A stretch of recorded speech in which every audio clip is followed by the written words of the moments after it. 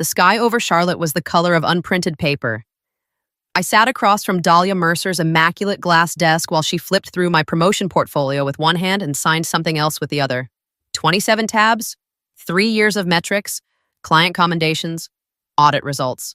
Every late night condensed into a neat stack she barely looked at. "You've done strong operational work, Veronica," she said, adjusting the cuff of her tailored blazer. "But you're not ready for this promotion." I kept my face neutral. "Not ready," I asked. "You need to prove yourself more," she replied smoothly. "Leadership isn't just about execution, it's presence, visibility, strategic instinct, operational, not leadership." The word choice wasn't accidental. I maintained the highest client retention rate in the division. I said evenly, "Eastridge renewed early. Compliance findings dropped to 0. "Yes," she nodded, "and that's valuable." But valuable isn't the same as executive. There it was, a thin, polite line drawn between the people who build the engine and the people who get photographed next to it. She slid my portfolio slightly to the side just far enough to signal the meeting was over. "I'll need you on weekend coverage for the Eastridge rollout," she added, already glancing at her calendar. "We can revisit your readiness next year." Next year. 3 years of Sundays already gone. "Understood," I said, standing. My voice didn't shake. I wouldn't give her that. As I walked past the corner office that had once seemed inevitable, I noticed something small. The nameplate on the door had already been updated for someone else. In the parking garage, I sat inside my car and stared at my reflection in the rearview mirror. I wasn't angry. I was done asking. I started the engine and drove home. For the first time in 3 years, I didn't open my laptop that night. I didn't check Slack. I didn't review deployment logs. I made dinner. I sat at the table. I listened when my son talked. Saturday morning felt unfamiliar quiet. Wide. Almost suspicious. By Sunday evening, my phone had begun to vibrate on the kitchen counter. I didn't touch it. When I finally glanced at the screen Monday morning, there were 82 missed calls. But before we go further, and as usual, this story is a work of fiction, created by our editorial team for storytelling purposes. All characters, events, and organizations are fictional. Any resemblance is purely coincidental. Thank you, and let's continue. Because those 82 calls, they weren't about my promotion. They were about what happened when I stopped proving myself and started following the rules instead. 3 years earlier, Meridian Arc had been one bad audit away from losing its largest enterprise client. Eastridge Retail Group wasn't just another logo on the website. They processed millions in regulated payment flows every quarter. Their governance team didn't tolerate improvisation. They wanted evidence timestamps, rollback plans, named owners. When I stepped into the operations lead role, there was none of that. No centralized documentation, no consistent change control, no clear accountability trail, just scattered spreadsheets, tribal knowledge, and optimism. Optimism doesn't survive regulators. I stayed late for 12 straight weeks, rebuilding the foundation no one wanted to admit was cracked. I reverse-engineered workflows, mapped dependencies, created structured change tickets with required approvals, built a risk acceptance form for executive overrides. "Do we really need all this?" product had asked once. "Yes," I'd said. "We do." They stopped asking after the first clean audit. Dahlia praised the results publicly. Operational excellence, she called it during investor calls. She never mentioned my name. In performance reviews, she leaned back and smiled. "You're the glue. Veronica, the reason nothing explodes. Glue. Glue doesn't get promoted. Glue holds things together while others step forward. Every Sunday evening for 3 years. My calendar had a recurring block labeled stabilization. It wasn't official. It wasn't compensated. It was just understood. If something broke, I fixed it before Monday. If a client escalated, I drafted the recovery plan before leadership even woke up. If compliance requested evidence, the folder was already prepared. My son, Elon, once asked if stabilization was a sport. In a way, I told him. The truth was simpler. I didn't build chaos-proof systems because I loved control. I built them because chaos always lands hardest on the person least protected by hierarchy. What no one saw, what Dahlia certainly never asked about, was that every process I created had structure embedded inside it, named sign-offs, audit logs, accountability chains. Not to slow the company down, to protect it, and maybe, one day, to protect myself. The resignation letter had been sitting in my drafts for 9 days. Subject line formal notice, Veronica Sutter. 2 weeks. Professional tone, no emotion. I'd written it the night before my promotion meeting, telling myself I would send it either way. Promoted meant I could finally build the structure properly. Rejected meant I was done donating my life to a title that would never come. After Dahlia said, "You need to prove yourself more," I drove home fully expecting to hit send. Instead, I did something colder. I deleted the attachment. Not because I was afraid to leave, because leaving now would save them. If I resigned in frustration, Meridian Arc would rally. They would call it burnout. They would spin it as unfortunate but manageable. They would hire a replacement and quietly continue leaning on the same broken culture. No, if they were going to understand my value, it wouldn't be through absence, it would be through structure. At my kitchen table that night, I opened my laptop not to send a goodbye, but to send a boundary, the one email to HR, confirming that effective immediately. I will be operating strictly within contracted hours, 9 to 5, Monday through Friday. Any weekend coverage requires prior written approval. No accusations, no threats, just alignment with policy. I created a new folder on my desktop, Boundary. Inside it, I moved copies of key procedures, change control policy, risk acceptance form, client governance summary. Saturday morning, I made pancakes with Elon. We ate them slowly.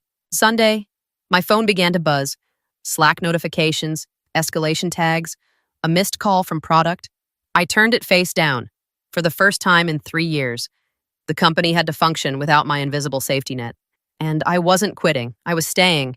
I arrived at 9 o'clock sharp. Not 8:58, not 8:30 like I used to when I needed quiet time before the noise began. 9. The office felt slightly off balance, like a room after someone moves a piece of furniture 2 inches to the left. People sensed something had shifted but couldn't name it yet. By 9:12, Peter from product was at my desk. "Hey, quick thing," he said, already pulling up a chair. "Did you see the Eastridge thread? They're asking for accelerated deployment on the compliance patch." I saw it, I replied, typing. He waited. "So, can you handle it?" I opened a change ticket and assigned it to release management. He blinked. "You usually just fix it." "I usually work outside scope," I said calmly. "This time we're following policy." His mouth opened slightly, then closed. He stood and walked away, unsettled, at 10:30. Slack lit up. At Veronica added to hashtag Eastridge-war-room. I didn't respond. War rooms were for emergencies. This was a timeline shift. There was a process for that. At 11, Dahlia appeared at my desk without knocking. "Why is Eastridge waiting on documentation?" she asked, voice low but sharp. "They requested a change," and I said evenly. "It requires a completed change request, impact assessment, and approval chain. We don't have time for bureaucracy." "It isn't bureaucracy," I replied. "It's governance." Her jaw tightened. "I need you fully engaged on this," she said. Like before, "I am fully engaged," I answered. "Contractual boundaries. As outlined in my contract." The words landed heavier than I expected. "By 5 o'clock? I shut down my laptop. Not paused. Shut down. Behind me at the war room was louder now. Tension in the air, quick footsteps, raised voices. For 3 years, I'd absorbed that noise before it reached executive level. Today, I let it travel. And for the first time, I walked out of the building knowing that if something broke overnight, it wouldn't be because I wasn't capable. It would be because someone chose speed over structure. Tuesday morning, the replication alert came in at 9:07 a.m. Not dramatic, not flashing red, just a quiet system notification. Production environment sync. Initiated admin override. I stared at it for a full 3 seconds. Admin override. There were only 4 people authorized to trigger that level of change without standard sequencing. None of them were assigned to the Eastridge patch. I opened the audit trail. Generic admin credentials. No named owner. No completed change ticket attached. Someone had tried to push the compliance patch through the back door. I didn't panic. I opened the folder, the one labeled Boundary. Inside it was the architecture I had built 3 years ago. Not just workflows, but guardrails. Change control policy, section 4.2. All production changes require documented ticket, named owner, risk assessment, and compliance review. Risk acceptance form, Executive Override Clause. Any deviation from standard process requires signature from initiating executive acknowledging regulatory and contractual exposure. And then the quiet nuclear device most people forgot existed. Eastridge MSA Governance Addendum. Clause 7.4. All material system modifications require approval from designated systems. Lead or documented delegate. Failure to adhere grants client right to pause implementation without penalty. My name was listed under systems lead, not because I demanded it, because 3 years ago, during a brutal audit cycle, I was the only person who understood how the integration actually functioned. Dahlia had signed the governance addendum herself. She'd called it administrative. I took a screenshot of the override attempt, saved the timestamp, exported the log. Then I drafted a short email. Subject, unapproved, change attempt. Eastridge Environment, C Legal, Compliance, CFO. No emotion, no accusation. At 0907, an admin override was initiated on production without associated ticket or named owner. Per section 4.2, this requires documented risk acceptance prior to execution. Please advise how you'd like to proceed. I leaned back. This wasn't revenge, that it was documentation. 10 minutes later, my phone lit up. Dahlia. I let it ring twice before answering. What's going on with Eastridge, she demanded. An override attempt triggered compliance review, I said evenly. If we're accelerating deployment, we'll need your signature on risk acceptance. Silence. You're hiding behind process. She snapped. No. I replied, I'm standing inside it. Another pause. Fine, she said tightly. Bring the form. I opened the file and printed it. They thought they were forcing agility. They were about to activate accountability. The conference room smelled faintly of burnt coffee and tension. Dahlia stood at the head of the table. The CFO, Martin, sat to her right.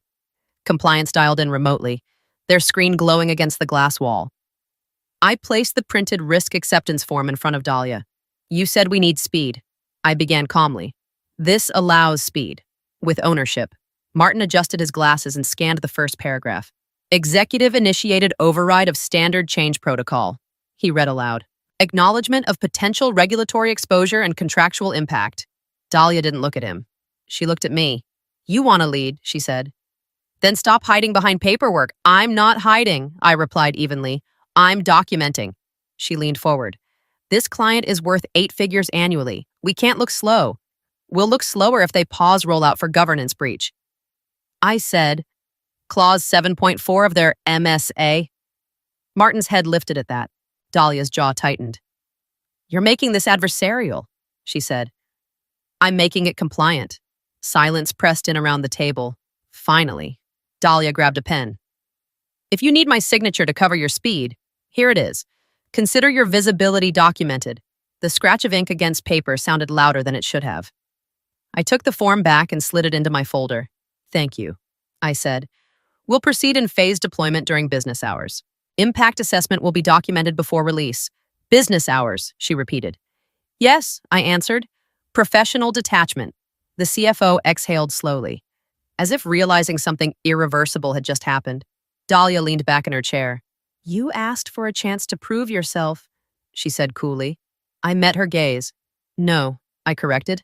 You did. For a brief moment. Something flickered across her face, annoyance, maybe recognition. The meeting ended without resolution. But the signature remained, and signatures have memory. Friday ended clean, all tickets updated, risk acceptance filed, phased deployment plan documented and shared with compliance.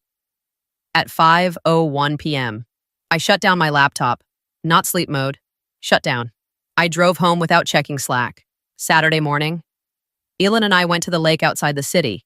No earbuds, no half listening while drafting emails in my head. Just sun on the water and the unfamiliar sensation of not anticipating catastrophe. Around noon, my phone vibrated once, then twice, then continuously. I glanced at the screen. Dahlia Mercer incoming call. I let it ring. By Saturday evening, the notifications were stacking in layers. Product, release management, CFO, unknown numbers from the office main line. I placed the phone face down on the kitchen counter. Sunday afternoon. The vibrations stopped. Silence settled in. Heavy and unnatural. Monday morning, I turned the phone over. 82 missed calls, 14 voicemails, 37 Slack mentions. Subject lines filled my inbox. Urgent, Eastridge escalation compliance review. Triggered client requesting. Immediate clarification. CEO, call me now. I listened to the first voicemail. Dahlia's voice, clipped and controlled at first. Veronica, we need to discuss the deployment immediately, that there's been a complication. The second voicemail was shorter. Call me. The third wasn't from Dahlia. It was Martin. We attempted to push the patch Saturday night. Eastridge flagged discrepancies in the audit artifacts. They've paused rollout pending documentation. Compliance auto-escalated to board oversight because of the override signature. Override signature. The one Dahlia signed. I closed my eyes for a moment, not in triumph, but in recognition. They hadn't waited for phased approval.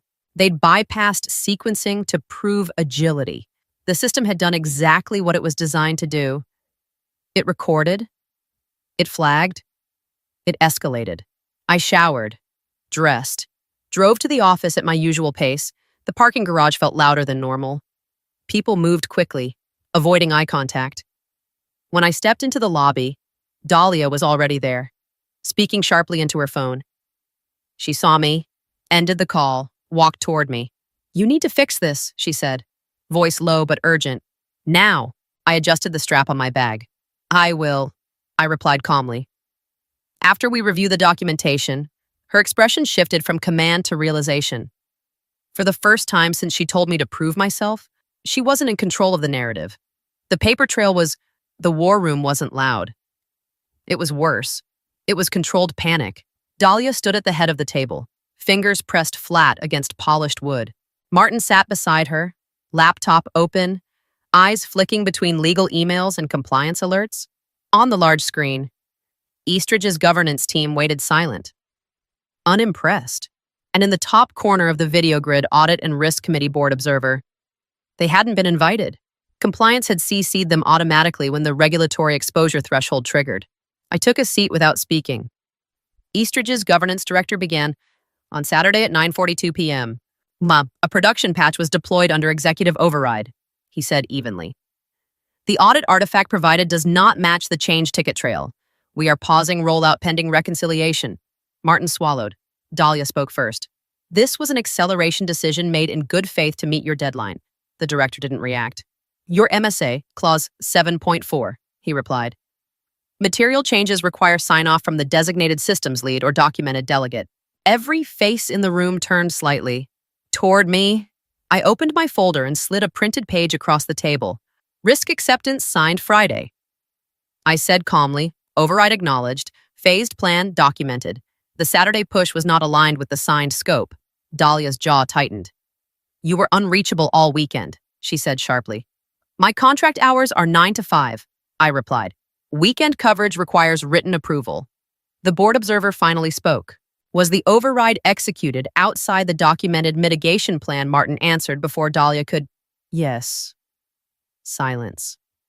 The kind that rearranges hierarchy. The observer nodded slowly. Then the exposure trail is clear. Not an accusation. A conclusion. Eastridge's director leaned forward. We are willing to proceed if remediation is documented and governance is reinforced. We require confirmation that future overrides will follow policy. Dahlia turned to me. Just fix it, she said under her breath. I didn't flinch. I will, I answered evenly.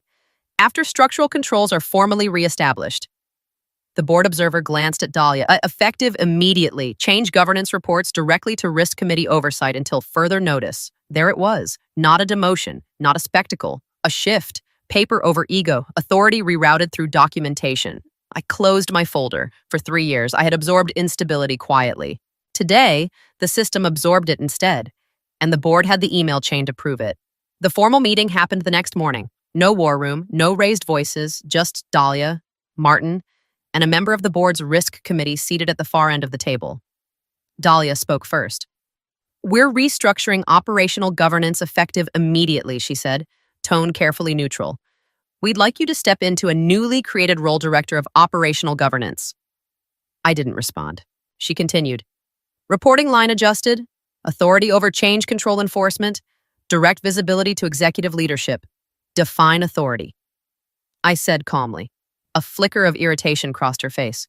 You'll own policy oversight and deployment approval. In writing, I asked. Martin slid a draft document across the table. I scanned it. Expanded scope? Governance enforcement rights. Hiring authority for 2 analysts. Direct reporting access to the risk committee. It wasn't a consolation prize. It was structural power. Dahlia folded her hands. We underestimated how critical your role is, she said. That won't happen again. Underestimated. Not dismissed. Not sidelined. Underestimated. I've also received another offer, I said evenly. Senior leadership, clean slate. The board representative nodded slightly. As if expecting that. We're aware, he said. Our concern isn't whether you're qualified. It's whether we've built an environment worthy of you. Dahlia's gaze tightened, but she didn't interrupt. I looked back down at the document. 3 years of invisible labor. 1 weekend of boundaries. 1 signature that changed everything. This isn't about compensation, I said finally. It's about structure. Dahlia held my gaze. You'll have it. For the first time. The room wasn't trying to convince me I needed to prove myself. They were trying to prove they understood what that had cost. The announcement went out at 10:02 a.m. Not flashy. Not celebratory. Operational Governance Office established reporting to Risk Committee oversight. My name sat beneath it. No dramatic applause, no standing ovation. Just a quiet shift in the internal org chart that rerouted authority from personality to policy. By noon, I had access to a new dashboard, one that tracked change approvals, override frequency, and weekend deployment requests in real time. Transparent, visible, accountable. The first policy I implemented wasn't complex. It was simple. No approval, no deploy. If an override was necessary, it required documented scope, mitigation plan, and named accountability. No exceptions. No, just this once. The second policy was less technical. No standing weekend coverage without prior written approval and compensatory time documented. Someone in product joked that I was institutionalizing laziness. I smiled. I'm institutionalizing sustainability. Dahlia and I met once more, privately. She didn't look angry anymore, just reflective. I thought urgency was leadership, she admitted. Urgency without ownership is volatility, I replied. And volatility looks impressive until it collapses? She nodded slowly. I won't pretend I handled this well, and I don't need you to. I said evenly, I need the structure to hold. 6 months later, Eastridge expanded their contract. Audit notes describe Meridian Arc's governance model as best in class. Override frequency dropped by 70%. Employee attrition decreased. Overtime fell sharply, and I left at 5, every day. On a Friday evening, I closed my laptop and glanced at the small banner now embedded in the deployment portal footer. Operational governance required, all changes logged. Ownership wasn't loud, it was recorded. That weekend, Ilan and I went back to the lake. No buzzing phone, no phantom alerts, just water moving steadily against the dock. Dahlia once told me I needed to prove myself. I didn't. I proved the rule instead. And once the rule held, everything else finally did too. Thank you for listening. If this story made you stop and think, hit like to support, subscribe for more stories like this, and leave a comment with your perspective. We read every one.